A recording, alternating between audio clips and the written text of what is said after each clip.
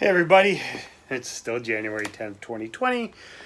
Geo-Rant number 119. I just recorded 118. I'm going to do these back to back for you because I think you deserve to have something while I'm getting everything done and getting certain things figured out and planned. As a lot of you know, the Precambrian is my thing. I am fascinated, especially with the mid-continental rift, the late Mesoproterozoic mid-continental rift, but also other Mesoproterozoic sediments, basins like the Belt Supergroup in Montana, or the Sibley Group in Ontario. There's other basins that Mesoproterozoic basins as well, but the thing that's really weird about them, I've talked about this before, is how thick these sediments are in the apparent relatively short amount of time of deposition. We're talking less like the Belt Supergroup, where Glacier National Park is, the area of the Lewis Overthrust. I think I calculated just based off what's known. You know, there's a huge amount of error in this. Sedimentation rates are not consistent. But we're looking at 90 million years for over 10 kilometers thick of deposits, more like over 16. That's 2 to 3 times thicker than the entire Phanerozoic deposits in the Illinois Basin. And the Illinois Basin had active deposition from about, From about 275, 300 million years ago, up until about 510, 520 million years ago. So there's a lot more time involved, 200 million odd years to deposit 1/3 of the sequences of these Mesoproterozoic basins. Anyway, before I digress, we're going to be talking about the Sibley Group, because the Sibley Group is Mesoproterozoic, but unlike the Belt Supergroup, it's a lot thinner. A couple kilometers thick at the most. Okay? And it was probably lacustrine lakes deposit. The basin, we still aren't sure how the basin formed. It's pre-mid-continental rift by significant amount of time to not be associated with it. So we still argue about what formed this basin, but what we're confident of is that the deposits, other than the igneous intrusions, are basically lake deposits, lacustrine and fluvial deposits. And this is one of my most favorite outcrops, and some of you that follow me, I know one person in particular who loves this outcrop too. It's on Trans-Canada 17. This is not online yet. It's not on the website. I have been failing the past couple of years about putting stuff on the website, and I need to put stuff up there. But this goes into a detailed description on the outcrop, because me and Sarah went up and down this thing last time we were there. Here's an oversimplified geologic map of the area.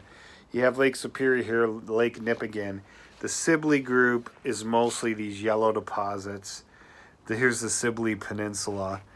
The Sleeping Giant, which people know what that is in Ontario, and even is over down here. So these yellow deposits represent the Sibley. And as you can see, a lot of it's been eroded or covered up. The mid-continental rift stuff did help cover a lot of that stuff. Sorry, I still have sinus issues, and I'm fighting them here, so I'm like trying not to trail off. But here's a detailed map of the location. If you ever want to visit it, if you can stop it, look at it. It's a cool outcrop. And there's more in all those north pull-offs, middle pull-offs, south pull-offs. There's more than enough room to pull over on the side of the road and then go look at the outcrop. There's a lot of room there. But I wanted to talk about the stratigraphy a little bit and what's in it. So let's hit the stratigraphy first. This is adapted. I will let you glance at my references here at the end. But this is the general stratigraphy of the Sibley Group exposed at this outcrop. And this is one, the Kama Hill, the outcrop here, the Kama Hill is one of the tallest, above lake level, it's one of the tallest hills along the north shore of Lake Superior. But you can see here, we have this diabase, which is mid-continental rift at the top. You have the Nipigon Bay Formation, the Outen, the Kama Hill, the Rossport, the Passport Lake, and pre-Sibley Group Ross. The Passport Lake Formation is basically a conglomerate, and it represents near shore facies of these lakes. Then you have the Rossport Formation, which is definitely fluvial to lacustrine. The Kama Hill and the Outland, and the Nipigon might actually be aeolian in a large part of it. So I get in all that in here. But the coolest thing here, where are you? I'm trying to find the panoramic I took before I get closer. You saw it on the cover, but I got a good panoramic in here. There is an igneous sill in the outcrop, and as you drive by, it is clear as day. Okay, here's the panoramic I took, and once this is available online, you'll be able to look at it in more detail. As you can see, there's faults here, but this grayish band all the way across it eventually goes under the road. That's our sill, and the stratigraphy, like I said, is here. And I have informally called this the Jack Pine Diabase because nobody else has named it. That's what's close by. So here's the actual outcrop close up. And what you see here is you see your Rossport Formation, your Jack Pine Diabase here, and then your Kama Hill on top, and this awesome little fault in here, which is actually a normal fault. The whole Lake Superior region is mostly known for, and North Shore of Lake Huron is known for compression. There's a lot of reverse faults. And when the Mid-Continental Rift formed, well, obviously that's an area of extension. A lot of normal faults formed, but then the Grenville orogeny occurred and reactivated many of those normal faults as reverse faults. Some of them, I suspect, are still relics. I did a field video for the Horst on Government Road in Ontario. I'll link that below. That's a result of extension. That's probably a leftover from the Mid-Continental Rift. This fault probably is as well. It just never got reversed or never got reactivated, and that happens. So, but how do we know this is a sill, Jack Pine Diabase, and not how do we know this wasn't deposited, then this deposited on top, and then this deposited after? How do we know this is an intrusion? Well, obviously the fault formed after everything because it cross-cuts everything. Well, I actually didn't know at first. You go up to it, and you see what looks like baked zone, strong baked zone on the bottom, but not really so much on the top. But in some places on the top, it took me a while to find it, there are.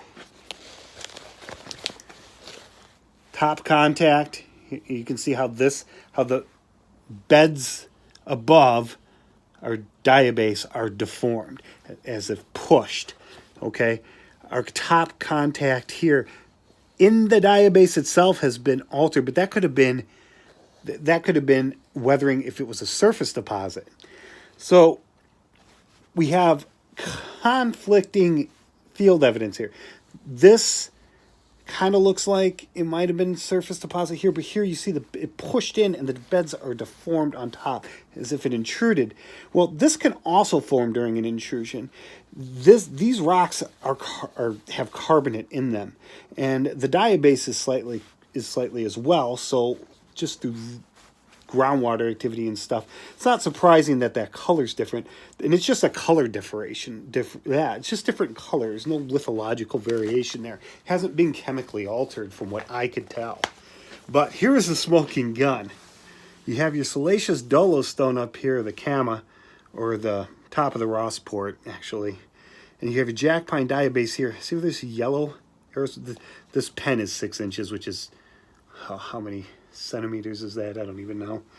It says right there, 15.2 centimeters. So this here was attached here. You can even see where it fits in. So this was originally up here, okay? And the sediments, this would have been intruded while the sediments were soft yet. They hadn't been lithified. So this sill, this magma comes in this way, and or this way. I don't really know if it was this way or this way. And as it intrudes, while it's still hot, a little bit of sediment decided to drop down, and the rock cooled before it fell. So I just think that's a cool feature in it. Anyway, I guess that's it. If you have any questions or comments, please leave them below, and I hope you learned something.